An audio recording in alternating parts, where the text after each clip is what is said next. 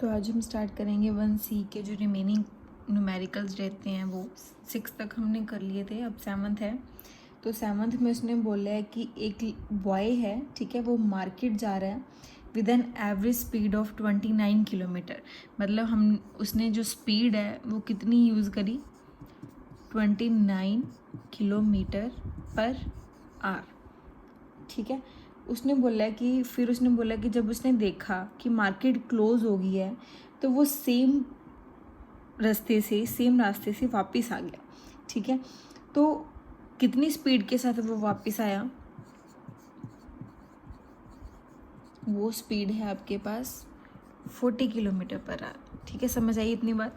उसने बोला कि एक लड़का है, वो मार्केट गया इतनी स्पीड के साथ, फिर उसने देखा कि मार्केट क्लोज है और वो 40 किलोमीटर पर आवर की स्पीड के साथ सेम पाथ से वापस आ गया, ठीक है। फिर उसने बोला है कि आपने टोटल स्पीड निकालनी है और टोटल यहाँ बोल सकते हो एवरेज स्पीड निकालनी है और एवरेज निकालनी है अपनी वेलोसिटी, ठीक है। तो पहली बात तो देखो स्पीड है यहाँ पे, तो मान लो यहाँ से उसने चलना स्टार्ट किया, वो वहाँ तक पहुँचा, मतलब अपने घर से मार्केट तक पहुँचा, तो उसने कितना डिस्टेंस कवर किया x, ठीक है। तो इसके लिए हमने डिस्टेंस मान लिया x, ठीक है। तो टाइम भी नहीं आपको इसमें पता, डिस्टेंस आपने मान लिया है x, तो आपको पता है स्पीड है जो वो किसके बराबर है, speed is equal to distance divide by time, ठीक है। तो स्पीड आपको गिवन है, जो चीज़ गिवन है वो एक साइड ले आओ और डिस्टेंस भी आपने मान लिया वो भी इस साइड ले आओ। टाइम आपको नहीं पता तो टाइम इस वाली साइड ले आओ। तो time is equal to distance over speed.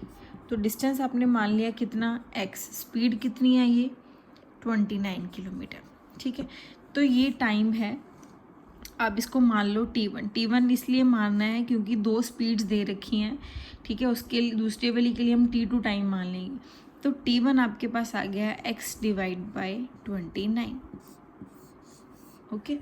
उसके बाद ये स्पीड दे रखी है आपको, इस स्पीड के लिए भी उसने क्या बोला है,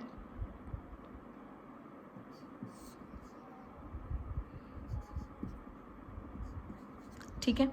अब उसने बोला कि उसी पाथ पे वो वापस आ गया, मतलब x डिस्टेंस उसने फिर कवर किया।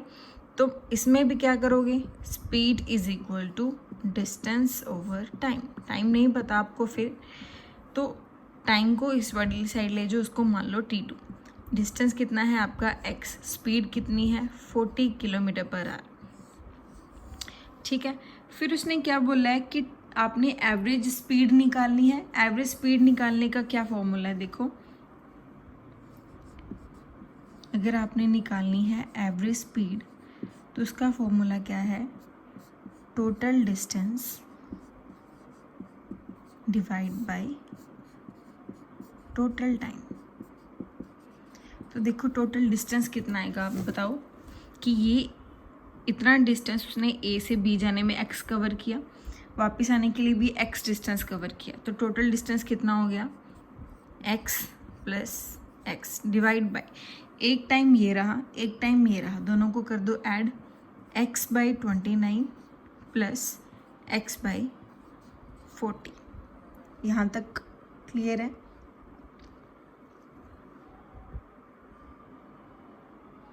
ठीक है। इसके बाद क्या करेंगे हम, यहाँ तक करने के बाद हमने लिख लिया, देखो एवरेज स्पीड है जो वो कितनी आ गई आपके पास, x plus x divide by x by 29 x by 40। तो x प्लस एक्स तो आपके पास बन गया 2x, ठीक है। x प्लस एक्स आपके पास क्या बन गया 2x बन गया।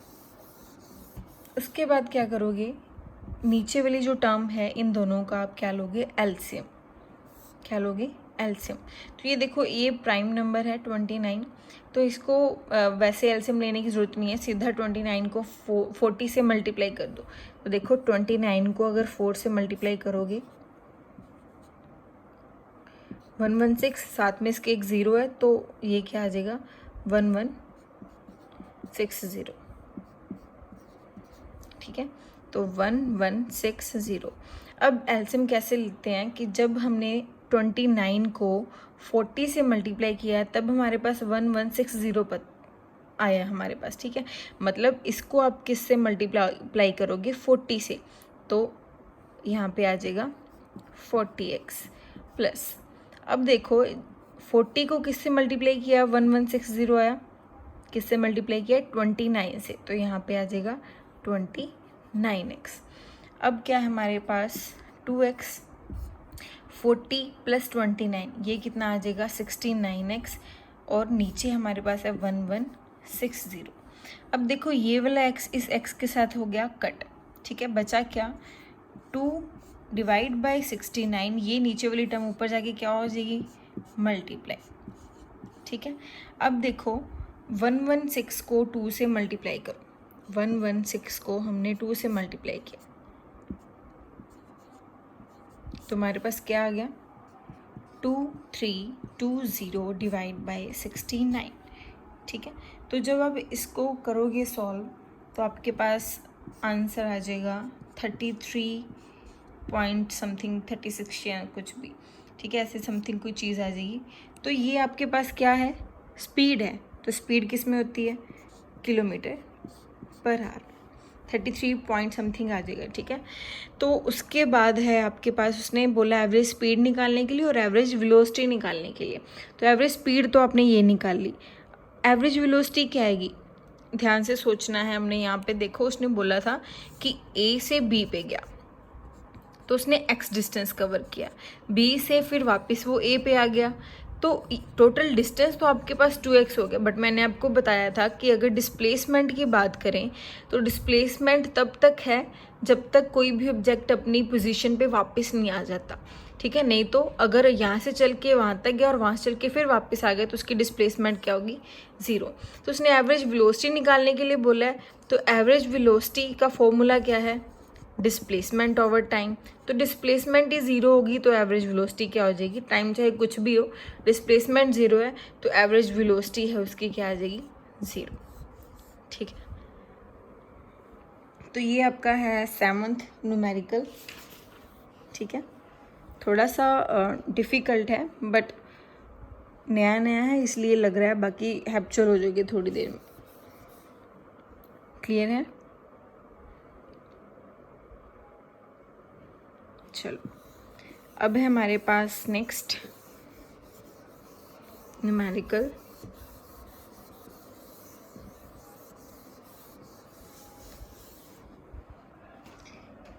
नेक्स्ट न्यूमेरिकल है जो हमारे पास 8th न्यूमेरिकल है। तो उसने बोला है जो हमने अभी क्वेश्चन करा है उसी क्वेश्चन के रिगार्डिंग उसने बोला in the above question if the boy covers half the path, half the path मतलब पहले हमने डिस्टेंस क्या माना था x। अब उसने बोला कि अगर ऊपर वाले क्वेश्चन में से हम ये देखें कि जो बॉय है उसने हाफ पाथ कवर करा है, ठीक है, half path during the return journey. मतलब देखो यहाँ से जब उसने स्टार्ट किया ये 8th है, ठीक है, ए से बी तक गया तो उसने x डिस्टेंस कवर किया, बट उसने बोला कि जब वो वापस आए उसने हाफ है जो वो पाथ कवर किया है, हाफ मतलब ये क्या हो जाएगा x डिवाइड बाई 2 और ये भी क्या हो जाएगा फिर x डिवाइड बाई 2। इसको पॉइंट दे दो कोई C पॉइंट, मतलब ये A टू B, A से लेकर B तक गया वो x आ गया पूरा डिस्टेंस, ठीक है। बट उसने बोला कि जब वो वापस आ रहा है ना उसने आधा डिस्टेंस कवर किया, आधा डिस्टेंस कवर किया मतलब वो क्या हो जाएगा वो x बाई 2 हो जाएगा, ठीक है। तो बाकी सारा क्वेश्चन है वो सेम हो जाएगा बट इसमें क्या फ़र्क रहेगा सिर्फ डिस्टेंस का। कैसे देखो अब हम ये देखते हैं कि डिस्टेंस इसका कितना आएगा। तो डिस्टेंस पहले तो हमारे पास x प्लस एक्स हो गया था 2x हो गया था, अब डिस्टेंस क्या आएगा कि पहले वो पूरा गया x बट आधा फिर वापस आया मतलब C पॉइंट तक, तो वो क्या आ जाएगा x बाई 2। इसका क्या लोगे फिर एलसीएम 2 है तो इसके साथ क्रॉस मल्टीप्लाई कर दो चाहे 2x और 1x, 2x plus 1x is 3x/2। तो ये आपका डिस्टेंस आ गया, ठीक है। उसके बाद अगर डिस्प्लेसमेंट की बात करोगे तो इस केस में डिस्प्लेसमेंट ज़ीरो नहीं होएगी। क्यों? क्योंकि वो जहाँ से उसने चलना शुरू किया था वो वहाँ पे वापस नहीं आया, वो सिर्फ C पॉइंट पे रुक गया। तो मतलब ये क्या आ जाएगा आपके पास x/2, ठीक है। तो इस केस में जो डिस्प्लेसमेंट है वो आपकी आ जाएगी x/2। तो ये है सेवंथ और 8th क्वेश्चन।